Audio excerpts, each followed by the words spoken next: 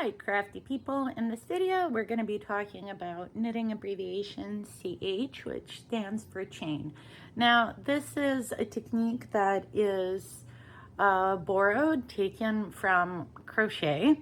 So you will need a crochet hook. I mean, you could do this with a knitting needle, but it's difficult and finicky and it sucks.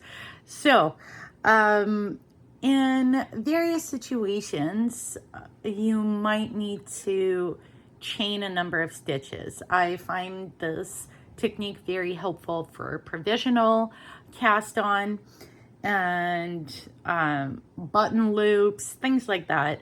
Crochet is pretty valuable for knitting, I find. So how do you do this?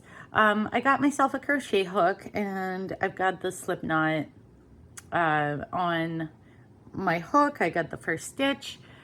Yarn over from back to front and pull it through a loop. Yarn over from back to front, pull it through a loop, and you carry on. When you have a number of stitches that you need, you can cut this off, close off the loop, and say for provisional cast on, you've got all these chains, and you just place your needle into a chain, wrap around, pick up a stitch, and go into the next one.